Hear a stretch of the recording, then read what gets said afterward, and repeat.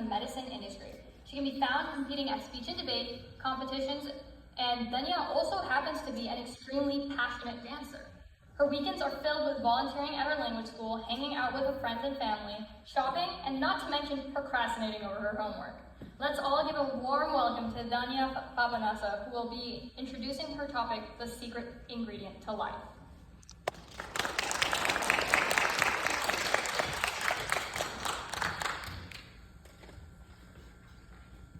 Tootsie Pops are known for their famous catchphrase, "How many licks does it take to get to the Tootsie Roll center of a Tootsie Roll Pop?" This phrase was first introduced in an animated commercial which debuted on US television in August of 1969. However, after it debuted, people genuinely started wondering, how many licks does it take to get to the center of a Tootsie Roll Pop? And so, a group of scientists came together to solve this mystery once and for all. However, after doing extensive research, they were able to find nothing. So they drew their conclusion that they don't know. And I'm here to talk to you about how it is a-okay to not know many things in life. I mean, I tell my mom that around 40 million times a day. Like she'll say, "Did you do the dishes?" "I don't know." "Did you charge your phone?" "I don't know." "Did you eat your lunch?" And I know you know what I'm going to say, so say it with me. "I don't know." So, what is the actual secret ingredient to life? Is it never showing fear or sadness? Or is it something else? Well, that is exactly what I'm going to talk to you about today. We happen to live in a world where everyone seems to have an answer for everything. I mean, Google isn't even a click away. And scrolling on social media doesn't help with this either. Did you know that 13% of the American population admits to feeling extremely anxious when they don't know something in a group setting? This is due to the various stereotypes around us, which make us believe that if we don't know something, then it's the equivalent to becoming a failure. But let me tell you a little secret. Not everyone knows everything. Not even the experts. I mean, think about it. Even Siri, sometimes, all the time, says, "I'm not sure I understand." If Siri, with all her digital powers, can admit she doesn't know something, so can we. To be honest, all of this is Charles Darwin's fault. According to his Origin of Species, the species that is best able to survive and adapt is the one that will prosper. So in our minds, we think that only if we are the best of the best, we will be able to survive in society. But this is all false information. So what's the definition of having a growth mindset? And I know most everyone has heard this term by now, either through those standardized tests where that guy talks in a monotonous voice, saying, "Remember, no matter what happens, always have a growth mindset." Or those second step elementary school lessons, which make growth mindset a happy and sunshine thing which they sing to. According to Pew Research Center, most teens, or around 61%, say they feel immense pressure to get good grades. And an additional 27% says they feel some pressure to do so. And why is this? We're all so special and unique in our own ways, right? Why do we feel that we need to have all of the answers? Because everyone looks different. Even twins have virtual differences despite having just 4 base pairs in their DNA. And oftentimes, personal growth is what exploring life's journey is, right? My mom, whenever I don't know something, she tells me, it's okay to ask questions. Nobody's gonna bite you for being curious. I guess she has a point. But I can't agree with her. Like, Thomas Edison is the best example for this. He failed not once, not twice, but 1,000 times in an attempt to make the light bulb. He was always asking questions and always figuring something out. Asking questions is how humanity has grown, hasn't it?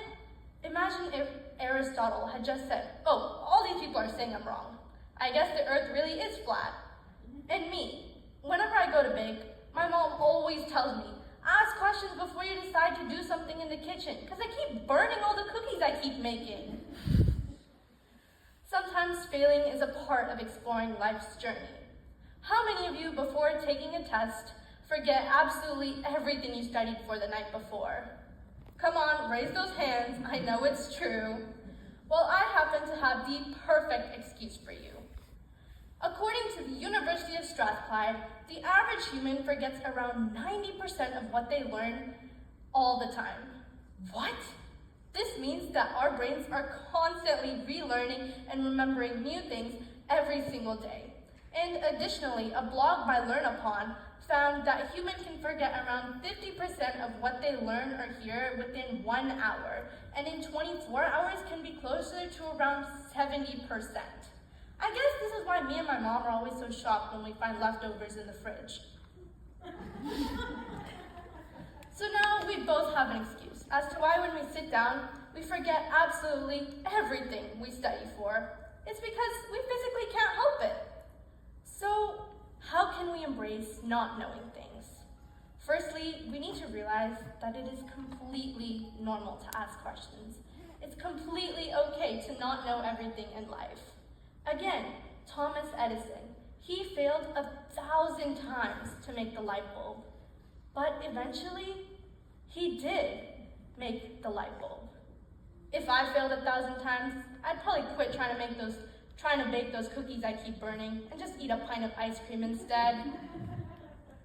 If life is like reading a mystery novel, if you knew what your pages held, why would you even bother turning the pages? The reason that we watch horror movies, thriller movies, and read mystery novels is from the excitement we get from not knowing what comes next. It's from the unknown that is held in those books or pages or movies. And if you don't know something, the next time you're bombarded with it, just smile and say, I don't know, yet, because that's where the real journey in life begins. As from a young age, we often ask ourselves, what if all the time? What if I could fly? What if I could talk to animals? What if I could dig a hole all the way to China? And yes, I know all of you have tried it. It's okay to admit it. But as we grow up, we forget to ask ourselves, what if? And we start worrying about what now? What's my 5-year plan? What am I gonna do in college? What's my elective for next year? What now? What am I gonna do next? But what if instead of worrying about the future, we start embracing the present? What if instead of seeing uncertainty, we saw it as an invitation to create something new? It's completely okay to not know things in life. The same way that Isaac Newton was just chilling under a tree one day, an apple fell on his head, and boom, gravity. The same way that Thomas Edison failed 1,000 times in an attempt to make the light bulb. But hey, now we aren't covered in bruises from bumping into the furniture at night. And me, I didn't know the microwave melted Tupperware, but now I do. The same way that Google Maps pretends to know where it's taking you, but still, somehow you end up in the middle of nowhere. I guess it's just trying to get you to take different paths in life so that you can find new things. So make sure the next time you don't know something, just smile and say, I don't know yet. Because the actual secret ingredient to life is, well, there is no secret ingredient in life. We don't have to know everything. The same exact way that we still don't know how many licks it takes to get to the middle of a Tootsie Roll Pop.